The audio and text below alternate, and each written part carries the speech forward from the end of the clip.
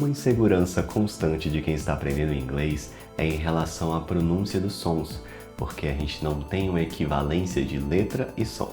Nem tudo que está escrito vai ser o que será pronunciado. Então os alunos costumam pedir por uma regra, pedir por uma lógica que nem sempre existe. Mas quando a gente estuda uma língua de forma mais aprofundada, existe uma área chamada fonética que estuda mais tecnicamente os sons de uma língua. Inclusive, existe um alfabeto próprio que cataloga todos os sons registrados em diferentes línguas e como a gente articula esses sons. Quando você procura num dicionário online completo como o de Cambridge, você consegue ver a transcrição fonética daquela palavra. Então, se você sabe esse alfabeto, você sabe exatamente como pronunciar essa palavra sem sequer ouvi-la. Você consegue ler o som da palavra. Obviamente, isso é muito mais técnico do que a maioria dos alunos querem aprender, mas existe um detalhe da fonética que eu acredito que seja muito útil para diversos aspectos da língua inglesa e que facilita um pouco a te guiar nessas dúvidas de pronúncia. Esse é o conceito de que existem dois tipos de som: voiced e voiceless.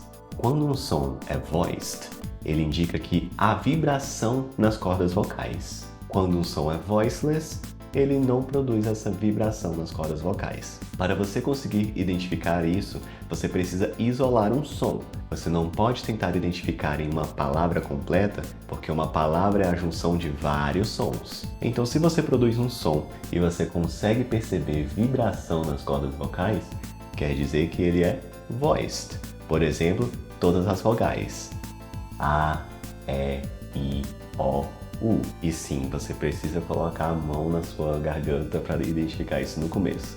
Pode fazer aí de forma bem disfarçada, ninguém vai prestar atenção. Já quando um som é voiceless, a gente consegue produzir ele sem essa vibração. Por exemplo, o som do S.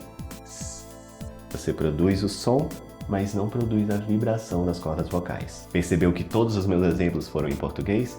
Porque a fonética é um estudo de todas as línguas, então esse conceito se aplica em qualquer idioma. Saber essa distinção vai te ajudar bastante em reconhecer diferenças entre palavras, principalmente porque a gente tem vários sons que eles são pares mínimos, minimal pairs. Significa que a única diferença entre os dois sons é a ausência ou a presença dessa vibração. Por exemplo, o S e o Z. Sem vibração. Se a gente faz exatamente a mesma articulação, mas adiciona a vibração, a gente tem o som do Z. Isso também acontece com o som do F ou V. P e B, T e D. Toda essa explicação para te falar que isso vai te ajudar em diversos momentos da língua. Mas nesse vídeo em específico, eu quero falar sobre o som do S em palavras plurais. No inglês, algumas palavras mudam a sua forma na hora de fazer o plural. Não é simples como só colocar o S. Por exemplo, woman e women, child, children, mouse, mice. Mas com certeza a maioria segue o padrão de acrescentar o S ao final da palavra. E aí, esse S que é aplicado, às vezes vai ter o som de S e às vezes vai ter o som de Z.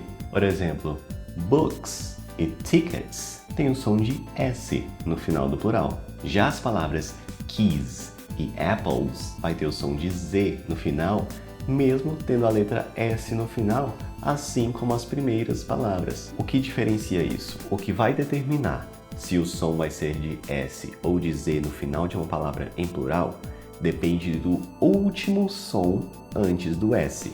E repare que não é a última letra, é o último som. Então, na palavra books, o último som é o som do K. K, K. Por ser um som que não tem a vibração, K, a gente coloca o som do S. Tickets, o último som antes do S é o som do T, T, que também não tem a vibração. E sim, nesse começo você precisa colocar a mão na garganta para verificar a vibração. Mas depois de um tempo, isso vai se tornar natural e você consegue saber se tem a vibração ou não, sem você precisar tocar. No caso de keys, o último som é um som de vogal, I. E aí a dica que eu dou é, todas as vogais têm vibração. Então se o último som é uma vogal, sempre vai ter som de Z. Z. Apples é um bom exemplo porque A última letra antes do S é a letra E, mas não é o último som. O último som é a letra L. Apple. Olha a articulação, língua no céu da boca. Apple.